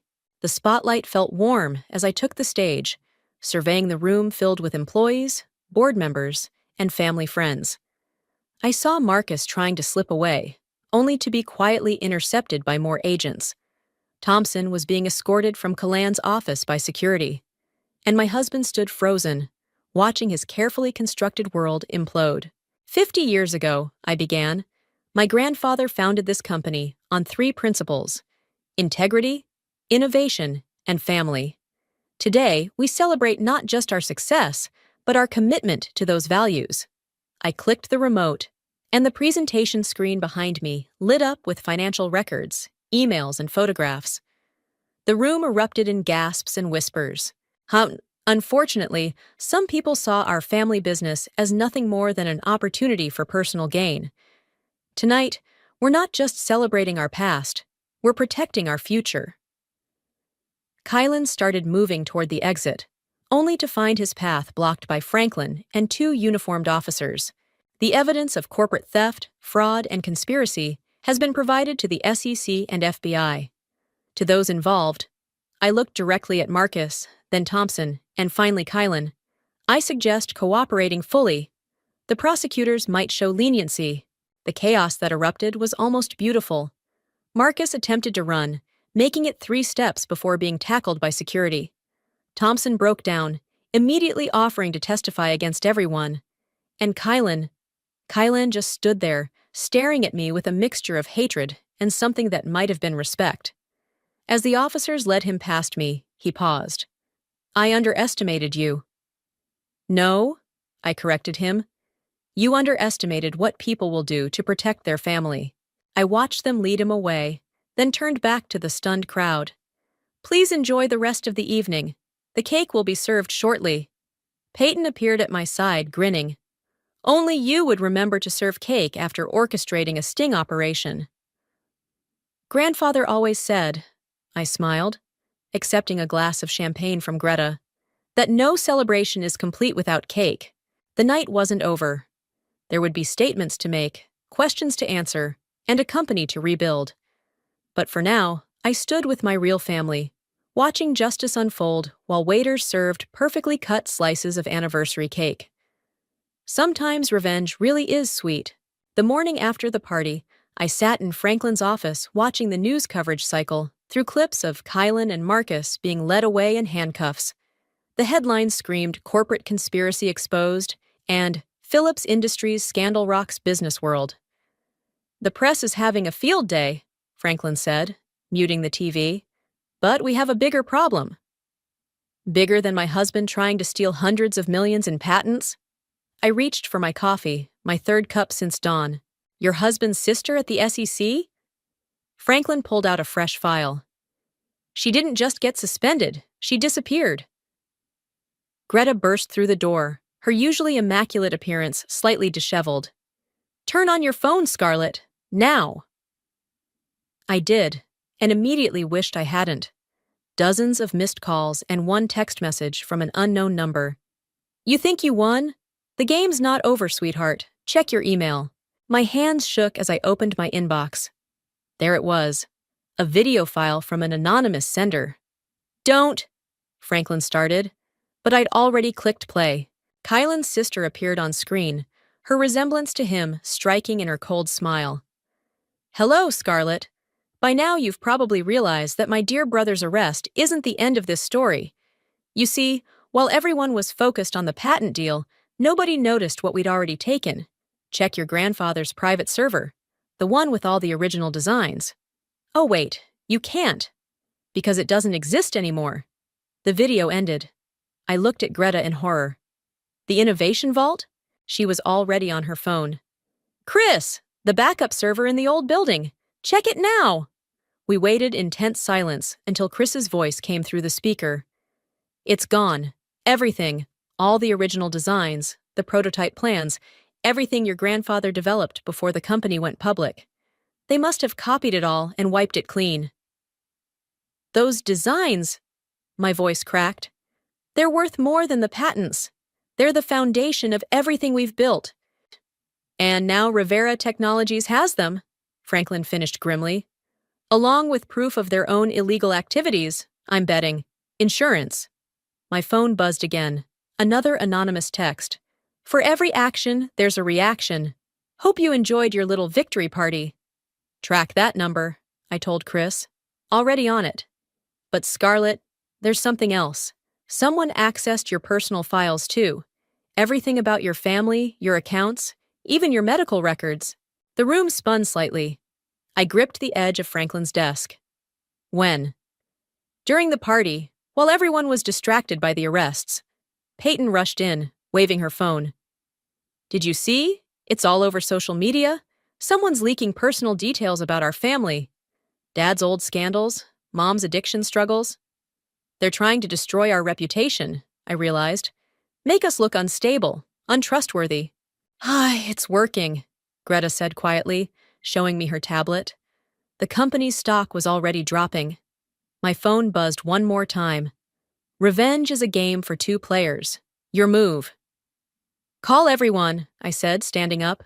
Board members, major shareholders, everyone. Emergency meeting in 1 hour. What are you going to tell them? Franklin asked. The truth, that we're under attack, and that we're going to fight back. An hour later, I stood before the boardroom, facing the worried faces of people who'd trusted my family for generations. Yes, we've been hit, I acknowledged. Yes, they took valuable intellectual property, and yes, they're trying to destroy our reputation. But they made one crucial mistake. Which is? One of the board members asked. They thought stealing our past would destroy our future. They forgot that Phillips Industries isn't built on patents or designs. It's built on people, on innovation, on the ability to create something new. I nodded to Chris, who pulled up a presentation. These are the projects we've been developing in secret. New technologies, new solutions, completely separate from anything they stole.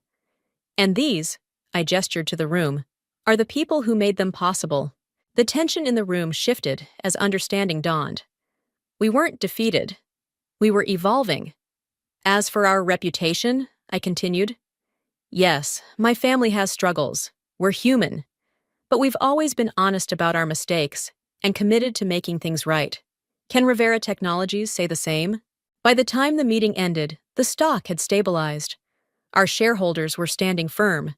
And I had a new text message, this time from a traced number in the Cayman Islands. Impressive, but this isn't over. No, I murmured, showing the message to Greta. It's just beginning. Because while Kylan's sister thought she was teaching me about consequences, she'd actually taught me something far more valuable. Sometimes the best revenge isn't destroying your enemies, it's becoming stronger than they ever imagined you could be. Got her! Chris's voice crackled through my phone at 3 a.m., jolting me awake. Sarah, Kylan's sister, she's in Bermuda, not the Caymans, and she just made a mistake. I was already pulling on clothes. What kind of mistake? She tried to access our new project files using Kylan's old passwords. We traced her exact location. 20 minutes later, I walked into the office to find Greta, Peyton, and Franklin already gathered around Chris's desk, staring at his monitors. Show me, I demanded. Chris pulled up a video feed. This is live from the hotel's security cameras. She's in room 742, and look who just arrived to meet her. The grainy footage showed Marcus's wife entering the hotel, looking nervous. Linda Rivera, Peyton said. Marcus's better half and Rivera Technologies' true majority shareholder. More importantly, Franklin added, she's the only one who can authorize the use of our stolen designs. I smiled for the first time in days. Call the Bermuda authorities, now. Already done, Greta said. But Scarlett, there's more. Show her, Chris. He pulled up another window. A series of emails between Sarah and Linda, dating back months before I'd even received the divorce kit. This was their plan all along, Chris explained. Kylan was just the front man. Sarah and Linda were the real architects. They needed someone expendable. And my husband volunteered. I finished bitterly. Perfect fall guy with a convenient motive. The good news, Peyton interjected, is that Linda's meeting Sarah right now to transfer everything. The designs, the documentation, everything they stole. All being tracked in real time. My phone buzzed. A text from Sarah. Ready to negotiate? She doesn't know we've found her, I realized. She thinks she's still in control. Play along, Franklin advised. Keep her talking while the authorities move in. I typed back, name your price. The response came quickly. Smart girl, $50 million in untraceable cryptocurrency. You have 1 hour. And if I refuse? Then tomorrow morning, Rivera Technologies announces their revolutionary new product line, featuring some very familiar designs. I showed the others the exchange. How long until the authorities can move in? 20 minutes, Franklin said. We just need to keep them in that room. I called Sarah's number. To my surprise, she answered. Bold move, she said by way of greeting. Coming to negotiate personally? Just wondering something. I kept my voice casual. Did Kylan know he was your patsy from the beginning, or did you convince him along the way? A pause. He knew what he was getting into. Did he? Because right now, he's facing 20 years while you're sitting in a luxury hotel, about to make millions from my family's work. Life's not fair, Scarlett. Didn't your grandfather teach you that when he stole his first patent? I gripped the phone tighter. What are you talking about? Oh, you didn't know. Check the files we took. Your precious grandfather built his empire on stolen innovations. Like grandfather, like granddaughter, we all steal what we want. You're lying. Am I? Ask Linda when she gets here. Her father was one of the original victims. This isn't just business, Scarlett. This is justice. I muted the phone, turning to Greta. Is it true? About my grandfather? She shook her head. Your grandfather partnered with Linda's father. They developed those early patents together, but her father sold his share when he got into gambling debt. He later claimed theft to save face. I unmuted the phone.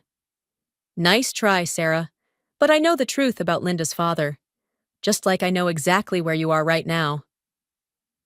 The line went silent for a moment. Then, you're bluffing. Room 742, Paradise Hotel, Bermuda. Blue blouse, white slacks. That coffee you just set down? It's from the cafe across the street. Want me to tell you what Linda's wearing too? I heard movement, then cursing. How? You're good at corporate espionage, Sarah. But next time, don't use hotel Wi-Fi for secure transfers. Oh, and say hello to the Bermuda police for me. They should be knocking on your door right about. A commotion erupted on the other end of the line. Shouts, crashes, Sarah screaming something about diplomatic immunity. Got them, Chris confirmed, watching the security feed. Both Sarah and Linda in custody. And look what Linda dropped trying to run. He zoomed in on a laptop lying open on the hotel room floor, its screen displaying file transfers in progress. Everything they stole, Peyton breathed. All the evidence we need. I slumped in my chair, exhausted but triumphant. Send everything to the FBI, and get me the number for Rivera Technologies' board of directors. Why? Greta asked. Because by this time tomorrow, they'll need new leadership. I smiled grimly. And I have some suggestions about corporate transparency they might want to consider. Sarah's final text came through as the sun rose. You'll regret this. I typed back. No, Sarah. The only thing I regret is not seeing your face when you realized you'd been outplayed. Say hi to Kylan in prison. Then I blocked her number and turned to face the new day. The courtroom fell silent as the judge prepared to deliver the sentences. Kylan sat with his shoulders slumped, his designer suit replaced by prison orange. Beside him, Sarah maintained her icy composure, while Marcus and Linda held hands, their faces ashen. The evidence presented in this case reveals a conspiracy of staggering proportions, the judge began. Corporate theft, fraud, market manipulation, and attempted extortion. I felt Peyton squeeze my hand as we waited. Given the severity and premeditated nature of these crimes, this court sentences the defendants as follows. The judge adjusted his glasses. Kylan Phillips, 18 years. Sarah Matthews, 15 years. Marcus and Linda Rivera, 12 years each. Kylan turned to look at me one last time as they led him away. The smug confidence that had once dominated his features was gone, replaced by something that looked almost like respect. Outside the courthouse, reporters swarmed us. "Mrs. Phillips, how does it feel to take down your own husband?" "What's next for Phillips Industries?" I stepped up to the microphones, Greta and Peyton flanking me. Today isn't about revenge or personal victories. It's about justice and corporate responsibility. Phillips Industries will continue our grandfather's legacy of innovation and integrity, starting with a new initiative. I nodded to Franklin, who distributed press packets. "We're launching the Phillips Innovation Trust," I announced, a program that supports small inventors and entrepreneurs, ensuring their ideas are protected and properly credited, because success shouldn't come at the cost of someone else's dreams. Back at the office, Chris had champagne waiting. "To justice," he toasted. "To family," Peyton added. "Speaking of family," Greta interrupted, checking her phone. "The board meeting starts in 10 minutes. Ready to make history?" I smoothed my dress. As ready as I'll ever be. The boardroom was packed, every seat filled, every eye on me as I took my place at the head of the table. "Ladies and gentlemen," I began, "we've weathered a storm that could have destroyed this company.